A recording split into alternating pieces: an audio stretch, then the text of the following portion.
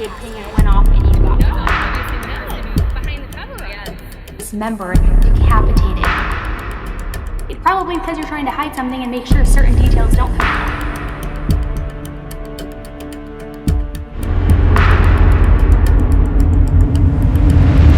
Tend to Life with Elise. Hey everybody, welcome back. My name is Elise and this is my channel, Tend to Life.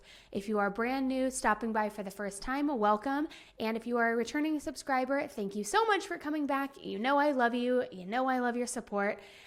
Thanks again for stopping by. So today's case that we're going to be discussing is one that is actually a direct request from all of you. It's one that is in the media right now. It's an ongoing investigation, and there is a lot of public interest in this case. So we're going to jump right into it. And I want to give you guys a little bit of a warning ahead of time before we jump into it. It is a bit graphic. It's not an easy one to listen to, so I just want to give you guys that warning ahead of time. Again, this is one that has been a request from you, and so as it continues to develop, I will keep you guys updated, but I'm going to break it down for you right now, everything that we know so far in this case. Before we jump right in, don't forget to hit that subscribe button below, turn your notification bell to on so that you get notified of live streams and new videos as they get posted.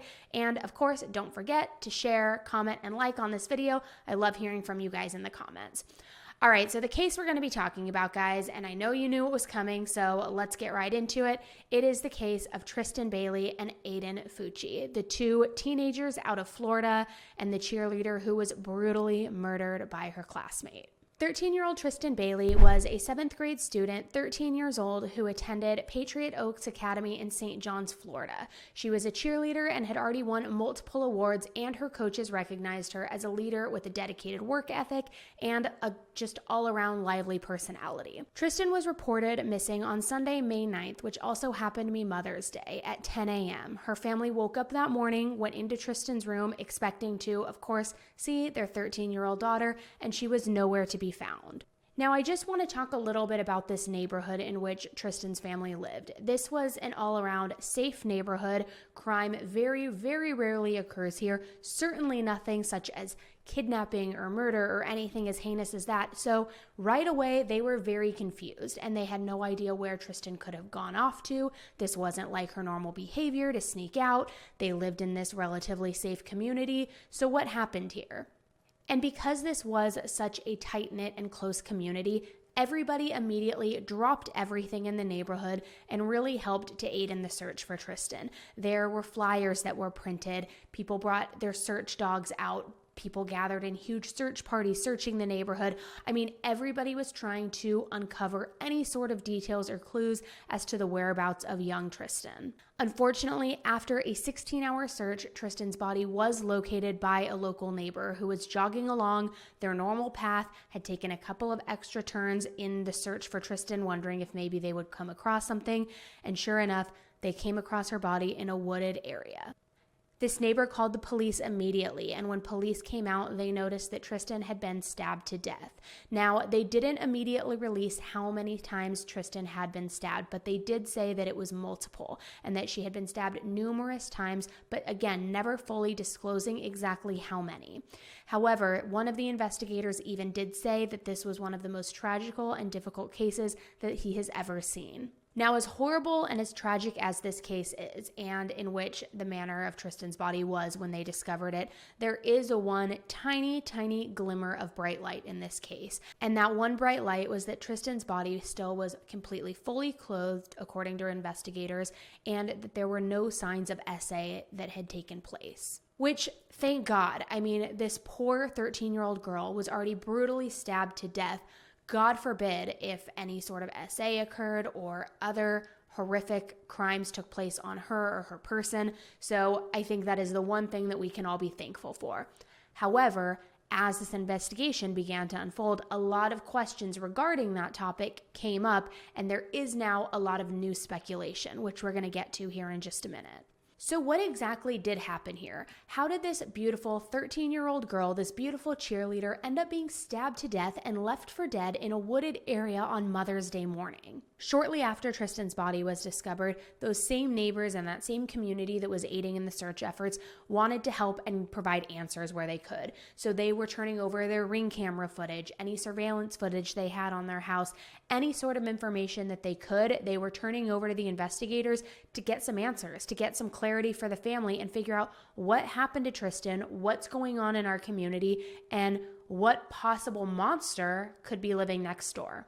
And that answer came very quickly.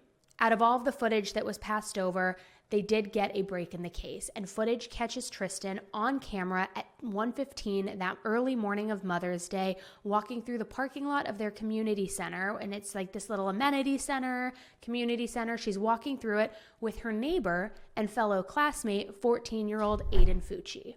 But why were these two young teenagers out in the middle of the night? Sure, in middle school and high school, you may sneak out for the occasional party, you may sneak out to meet up with friends, but these two were just seen walking through a parking lot. So where were they going? Why did they meet up? Were they friends before this? Was this something that they did on a regular basis? There were a lot of questions that stemmed from this. And even further, as more additional footage was uncovered, more questions came up. Footage followed them through that parking lot, as I mentioned, walking into another neighborhood and then ultimately walking into that wooded area. And this was around 1:45 a.m. Then there is a long pause in the footage and nobody reemerges on that footage until 3:27 a.m. So about 2 hours later. And the only person to come onto that footage coming out of that wooded area is Aiden Fucci, the 14-year-old classmate that Tristyn was walking with. And what I find very interesting about this footage is that not only was Aiden walking alone without Tristyn, but he was holding a pair of shoes. So immediately I'm wondering, whose shoes are those? Are they yours? Are they Tristyn's? Why were they taken off? And what took place in those 2 hours in which they were in this wooded area where we now know Tristyn was later found deceased and stabbed to death? So when police see this footage, they of course immediately go to Aiden's house and they go and ask him questions. But upon being picked up by police for questioning, Aiden's response is one that we don't often see. Rather than buckling under pressure or not overturning answers and asking for your lawyer, he doesn't do any of that right away. The first thing he does when he's in the back of the police car getting ready to go get questioned is take a picture of himself and post it on Snapchat. And he posts a caption, "Has anybody seen Tristyn?" Now, there is a lot of questions happening out there right now that I'm hearing as far as, okay, well, why did this kid still have his cell phone when he's being brought in for questioning? Why would he post this unless he's a complete sociopath? And when I saw this picture, my first inclination was, he looks to be proud. He thinks that this is cool.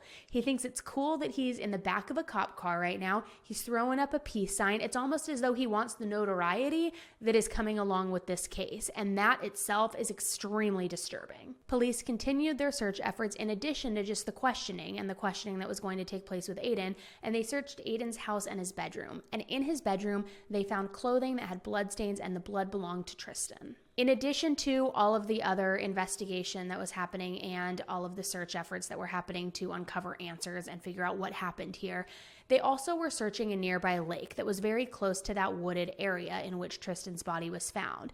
Now, you can see that there were divers in the lake. They were searching this lake for days, and we know that they have already found a suspect that they've identified. They, of course, have recovered Tristyn's body, and they have found the clothing with the blood on it. So what is it that they were looking for in that lake? My belief is that they were looking for the murder weapon because they haven't publicly stated that they have found that murder weapon as of now. I also think that it is possible they were possibly looking for a cell phone, not Aiden's because we know he took that dumb Snapchat picture on his phone, but maybe they are looking for Tristyn's phone because we don't know if it was found on her body when she was recovered. And in that phone, could there be a clue as to why they met up, how he maybe lured her out of her house, or any sort of information as to if anybody else was involved in this crime, which we're going to get to in a minute here as well. But I definitely think they are searching for that murder weapon. They're looking for that knife in that lake, and that's why they have been searching it for days. I mean, there's nothing else you're going to look for in a lake that's tangible. You're not going to find a motive. You're not going to find anything else. What else are you going to find that's going to be useful evidence? The murder weapon. But again, just my opinion. Now, this all happened between Mother's Day, that Sunday morning, and now Tuesday. And here we are on Tuesday morning, less than 48 hours after Tristyn was first reported missing, and Aiden appears in his initial court hearing. And he was read the charges of second-degree murder and then read his rights. The judge also said that he will be held for a minimum of 21 days as the investigation continues. As I mentioned earlier, there is a lot more that is going into this case, and there are several different layers, and primarily because the public has taken such an active interest in this case, and there is so many young teenagers, classmates who are invested. And what we start to learn, or hear, I should say, not learn, but hear, is very unsettling. Many people are now speaking out via social media as this case has been gripping the public's attention, and the statements and claims that are being made are shocking. Fellow classmates are saying that multiple people were involved in Tristyn's murder and that it wasn't just Aiden.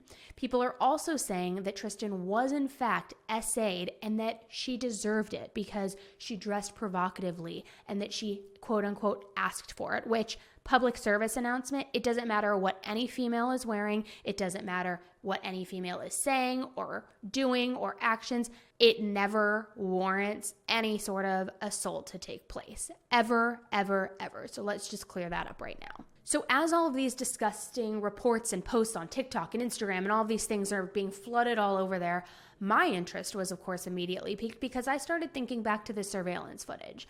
And I started thinking, okay, he was in that wooded area with Tristyn for 2 hours, and then remember, he reemerged by himself holding that pair of shoes.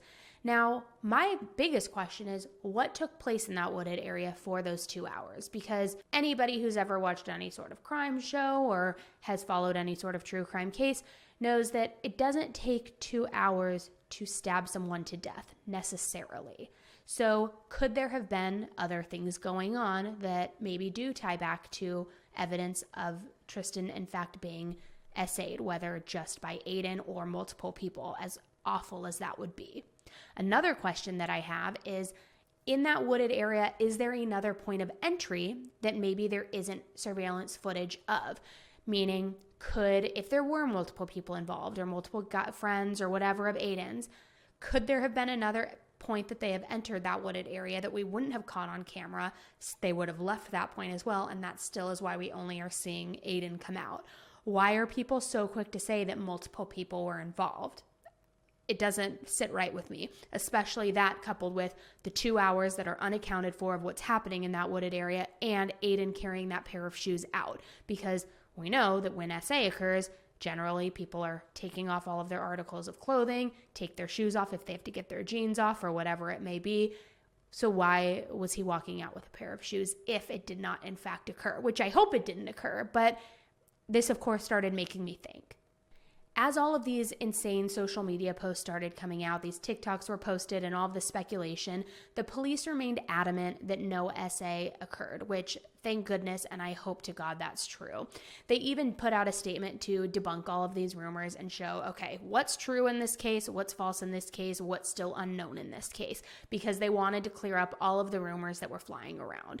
But what we still don't know is what truly did happen, because it is still an ongoing investigation. We haven't seen any sort of discovery evidence yet, which we won't until trial.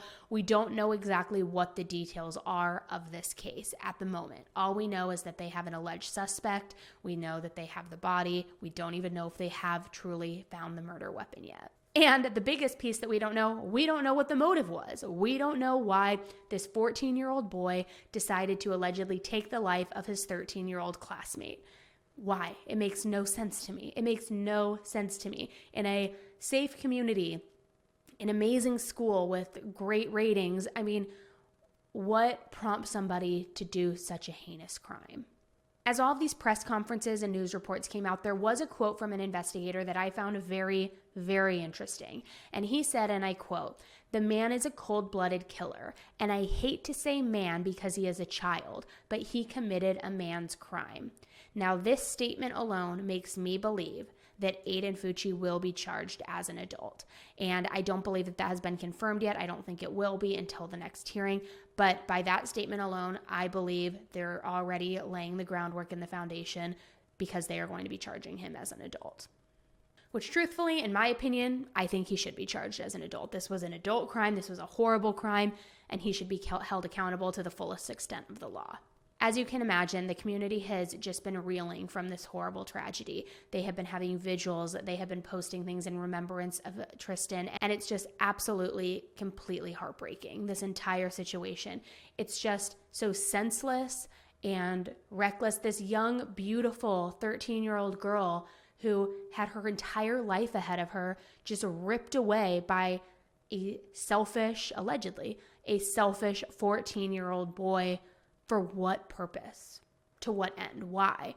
And has he had any sort of brush with the law in the past? Has he had any sort of reckless behavior? And I just encourage everybody out there to be aware of the signs. And I know we can't always see the signs every single time and know what to look for in our kids, but if you see that something feels a little off, or that somebody is taking a little bit too much of an active interest in somebody, or seems a little bit threatening or scary, let's intervene, let's get them help, let's talk about it. Let's not try to just suppress the issue and keep it quiet, because unfortunately, we have seen too many times that is exactly what leads to tragedies like this occurring. There's a GoFundMe set up for Tristyn's family should you want to donate and show your support for the family.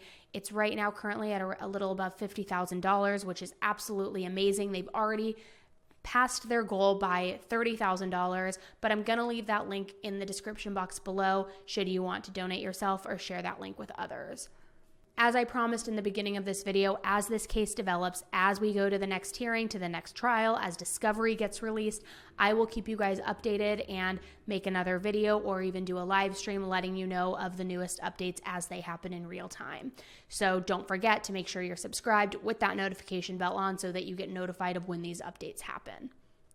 Thanks so much for tuning into today's case with me, guys. I hope you enjoyed the coverage. Please don't forget to give this video a like, share it where you can, and let's hopefully get some justice for sweet young little Tristyn. Until the next case, stay safe. Bye.